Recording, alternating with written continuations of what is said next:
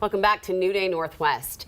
FBI offices are on high alert since the investigation into Donald Trump and the classified documents. It's the latest blow for law enforcement, which has dealt with wave after wave of controversy. Evening's Angela Poe Russell joins us now to talk about the impact and what's at stake. Yeah, this has been a long time coming. I've had this on my mind for a while, and it's funny, this is something I'd planned to talk about before the whole defund the FBI began. It was this feeling I had been keeping to myself for a while, frankly, because I was afraid. I was worried if I shared my personal appreciation for law enforcement and my feeling that it is a noble profession, that somehow it put me on a side. It meant I did not want reform, that I supported bad behavior. So how in the world did we get here? Well, I'm calling it the all and nothing. I first noticed it in 2020 after the killing of George Floyd. I attended a protest and I saw a sign I'd never seen before, ACAB. I had to Google it because I didn't know what it meant. Well, it's all cops are. Actually, it's a word I don't want to say on television, so you can Google it yourself. But that kind of statement is against everything this country is supposed to stand for. Unfortunately, it's rhetoric I've heard on all sides, and it's hurting us. Liberals hate cops, conservatives are racist, the Democrats want to take your guns. All Republicans are rich or closed-minded. If you're wearing a mask, you must be a liberal. In everyday life, I'd like to think that we know better. When you lump everyone in a group and ascribe a quality to them, that's called stereotyping. And stereotyping doesn't allow us to see the person. And when you don't see individuals, you miss out on the truth. The truth is, there is bad behavior in any profession. And yes, some more than others. And in the case of many police departments, the problem is systemic and we need reform. But we cannot let that reality keep us from seeing the good work being done to make things in our communities better. My dad was one of the people behind some admirable work in law enforcement. He joined the police force in the 70s. There he is, stayed for more than 30 years. He was proud of the fact that he had a beat. He knew the people in the community, the faces, the families. People talked about how he would give them rides when they needed one. When an abortion clinic was bombed, he was proud to have been the first on scene to help catch the people responsible. And I'll never forget how passionately he talked about deadly force at the kitchen table, saying unless you or someone else is in imminent danger, you do not use it. He drilled that into my head. That's just good policing, and there is no political ideology associated with that. There are so many more cops, like my father, who show up because they want to make a difference. I was inspired by this police officer in Sunrise, Florida, who was the only one to stop her fellow officer from attacking a suspect.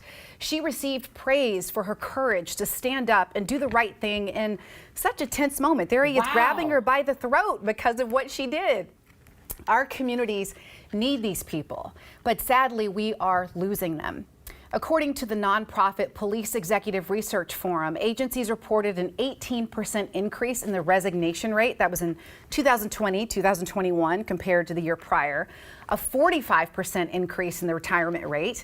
Even in the largest agencies with 500 or more officers, that retirement rate increased by 27%. You know, there are so many reasons for this, but among them, the climate. A police officer on the East Coast posted anonymously on Reddit about his reasons for quitting. He talked about the us versus them culture. If you weren't a conservative, you were a cop hater. He said, I began my career to help people, and now the mission is to preserve the profession instead of serve the public. I point this out to say that the good ones are getting it from all directions right now. People on one side saying they're evil, and now people on the other side saying they are corrupt. And then there are still those serving who want to maintain the status quo. When we lump any group of people into one bucket, we all lose. This is not just happening with police, but with teachers, healthcare workers. These professions were on the front lines during the pandemic. In some cities, they found themselves being heroes one minute and villains the next. I don't know about you, but our kids need to be educated, our bodies need healthcare, and our communities need people willing to put their lives on the line to protect and serve. There are admittedly a myriad of reasons why these professions are dealing with shortages, but not being valued shouldn't be one of them. You can support someone and hold them accountable when they fall short. When we all, any person or group, or create the us versus them, There are long-term consequences. There is no all anything, except what happens when we insist on looking at it that way, because we do all end up losing. My goodness. That was a lot. That was I'm so, thank you so much for having like the courage and vulnerability to share that, because I know it was hard to talk about it. Like you said, you've been thinking about it since 2020. And it's so, okay, I'll confess, every time I see an officer, because of everything's been going on, I want to go up to them and say something, and I'm always just afraid. And and I was like, I don't like this feeling. Like, we're part of this community. I think that you really hit the nail on the head with what our culture, the culture of this, which is awful because it's based in shame. Like, shame on you for feeling this way, shame on you for feeling that way.